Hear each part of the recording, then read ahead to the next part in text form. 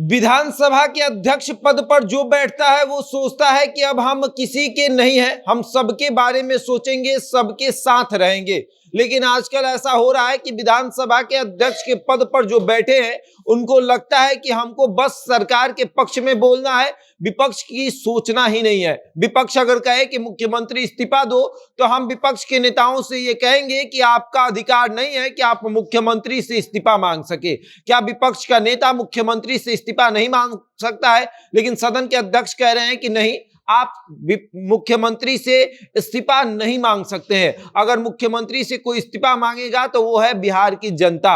आपको हक नहीं है कि आप मुख्यमंत्री से इस्तीफा मांगे। और अब हम आपको विस्तार से समझाएंगे कि इनके पहले जो सदन के अध्यक्ष थे वो किस तरीके से काम करते थे और ये किस तरीके से काम कर रहे हैं। लेकिन उसके पहले नमस्कार, मेरा नाम शशांक पांडे, आप जनता जंक्शन पर मुझे देख रहे हैं। कैमरे के पीछे विशाल खड़े हैं और सदन के अध्यक्ष आजकल बिहार के मुख्यमंत्री नीतीश कुमार का खूब एक तरीके से कहे कि साइड ले रहे हैं। कह रहे हैं कि अरे चलिए ना, मुख्यमंत्री जीतन राम मांझी को सुना रहे थे, उनकी बेइज्जती कर रहे थे और सदन के अध्यक्ष को मुख्यमंत्री को समझाने के बजाय ये कहना कि अरे मुख्यमंत्री जी, आप ही की कृपा से ये मुख्यमंत्री बने थे, आपकी असीम कृपा थी तो ये मुख्यमंत्री बन गए, वरना ये मुख्यमंत्री बनते।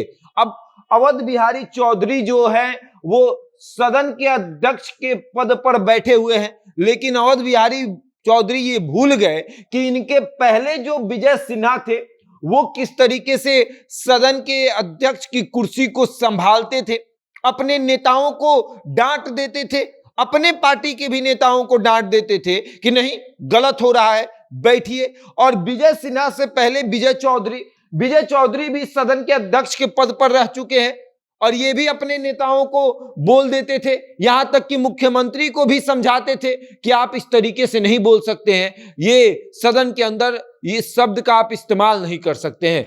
लेकिन अवध बिहारी चौधरी तो मुख्यमंत्री को बोल भी नहीं रहे।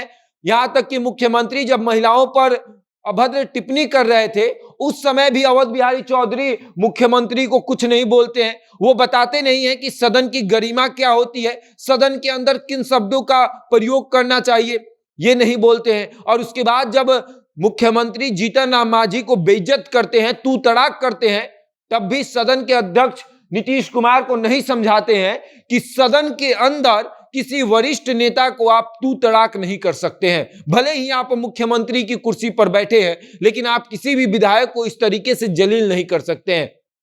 लेकिन फिर भी अवध बिहारी चौधरी मुख्यमंत्री को ही कह रहे हैं कि जाने दीजिए, आप ही की कृपा थी तो ये मुख्यमंत्री बन गए। क्या इस तरीके से अध्यक्ष को ये वाणी जो है वो शोभा देती है? और जिस पद पर वो बैठे हैं, क्या उस पद पर बैठा हुआ व्यक्ति इस तरीके का भाषा का इस्तेमाल कर सकता है?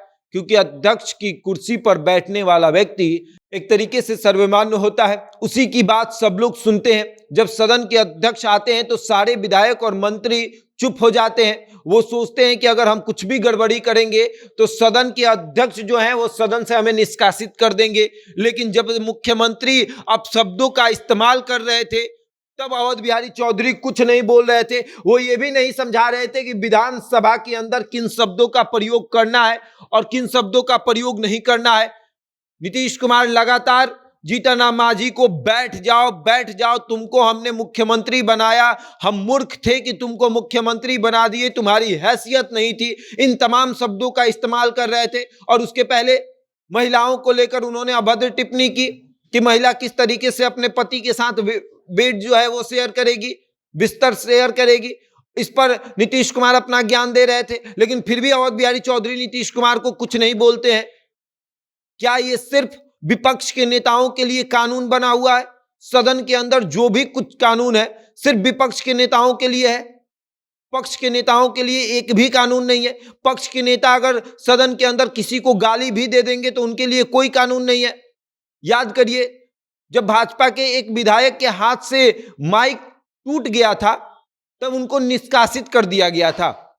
कहा गया था कि ये बिल्कुल संवैधानिक नहीं है और ये बिल्कुल जो है बर्दाश्त करने योग्य नहीं है। लेकिन माइक अगर टूट जाए या खुल जाए वो संवैधानिक नहीं है। आप किसी को गाली दे दीजिए वो संवैधानिक है।